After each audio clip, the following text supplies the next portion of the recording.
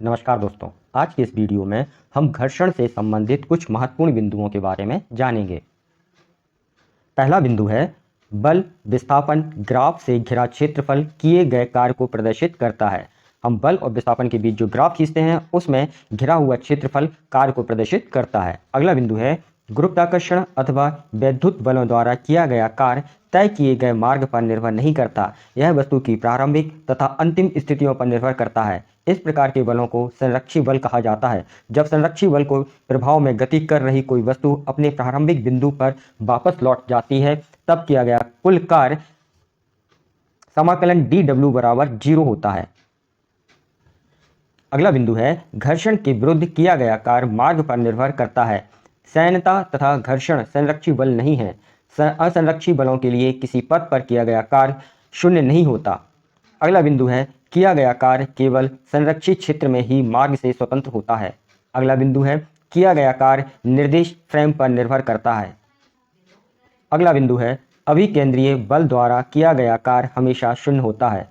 अगला बिंदु है ऊर्जा भविष्य में किए जाने वाले कार्य का ही रूप है। यह कार्य करने के लिए वस्तु में संचित सामर्थ्य को दर्शाती है। अगला बिंदु है किसी वस्तु की ऊर्जा वस्तु द्वारा किए गए कार्य के बराबर होती है तथा कार्य करने में लगने वाला समय पर निर्भर नहीं करती। दूसरे शब्दों में किसी वस्तु की शक्ति कार्य करने में लगने वाले समय पर निर्भर करती है। अगला बिंदु है अभिकेंद्रीय बल द्वारा किया गया कार्य हमेशा शून्य होता है। अगला बिंदु है ऊर्जा भविष्य में किए जाने वाले कार्य का ही रूप है। यह कार्य करने के लिए वस्तु में संचित सामर्थ्य को दर्शाती है। अगला बिंदु है किसी वस्तु की ऊर्जा वस्तु द्वारा किए गए कार्य के बराबर होती है तथा कार्य करने में लगने वाले समय पर निर्भर करती है। दूसरे शब्दों में किसी वस्तु की शक्ति कार्य करने में लगने वाले समय पर निर्भर करती है। जब किसी वस्तु पर कार्य किया जाता है इसकी गतिज अथवा स्थित ऊर्जा बढ़ती है। जब किसी वस्तु द्वारा कार्य किया जाता है इसकी गतिज अथवा स्थितिज ऊर्जा घटती है। अगला बिंदु है कार्य ऊर्जा प्रमेय के अनुसार किया गया कार्य ऊर्जा में परिवर्तन के बराबर होता है, अतः W बराबर डेल्टा E। कार्य ऊर्जा प्रमेय मुख्यतः किसी गतिशील वस्तु को रोकने हेतु आवश्यक न्यूनतम बल अथवा इस प्रक्रिया में वस्तु द्वारा तय की गई न्यूनतम दूरी की गणना में सहायक होती है। किसी गतिशील वस्तु को विरामावस्था में लाने में किया गया कार्य वस्तु की गतिज ऊर्जा में होने वाली कमी के बराबर होता है। अगला बिंदु है निकाय की स्थितिज ऊर्जा बढ़ती है जब इस पर संरक्षी बल कार्य करता है। किसी वस्तु की गतिज ऊर्जा हमेशा धनात्मक होती है। अगला बिंदु है यदि किसी वस्तु का संवेग n गुना कर दिया जाए तो उसकी गतिज ऊर्जा n गुना बढ़ जाती है। इसका अर्थ है कि जितनी गुना वस्तु का संवेग होगा उतनी ही गुना उसकी गतिज ऊर्जा बढ़ जाती है। अगला बिंदु है यदि किसी वाहन का वेग n गुना कर दिया जाए तब रुकने से पूर्व वस्तु द्वारा तय की गई दूरी का मान n गुना हो जाता है। अगला बिंदु है ब्रह्मांड की कुल ऊर्जा नियत रहती है। ऊर्जा संरक्षण के नियम के अनुसार ऊर्जा को एक रूप से दूसरे रूप में परिवर्तित किया जा सकता है। ऊर्जा के एक रूप में होने वाला ह्रास दूसरे रूप में उत्पन्न होने वाली ऊर्जा अथवा ऊर्जाओं के मान के बराबर होता है। अगला बिंदु है गतिज ऊर्जा को स्थितिज ऊर्जा में तथा स्थितिज ऊर्जा को गतिज ऊर्जा में परिवर्तित किया जा सकता है, मतलब ऊर्जा का रूपांतरण किया जा सकता है। जब वस्तु गिरती है तब उसकी गतिज ऊर्जा स्थितिज ऊर्जा में बदल जाती है। किसी लोलक के दोलन करने की प्रक्रिया में गतिज ऊर्जा स्थितिज ऊर्जा में अथवा स्थितिज ऊर्जा गतिज ऊर्जा में बदलती है। यह ऊर्जा परिवर्तन किसी स्प्रिंग से जुड़े हुए द्रव्यमान के दोलन प्रक्रिया में भी होती है।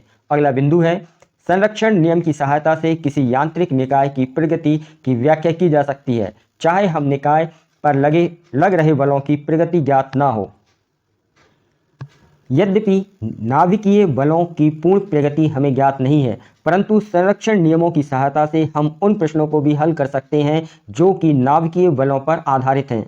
अगला बिंदु है संरक्षण नियमों का उल्लंघन यह दर्शाता है कि उस घटना का कोई अस्तित्व नहीं है, अर्थात वह घटना संभव नहीं है। द्रव्यमान तथा ऊर्जा अंतर परिवर्तित हैं, अर्थात द्रव्यमान को ऊर्जा में तथा ऊर्जा को द्रव्यमान में परिवर्तित किया जा सकता है।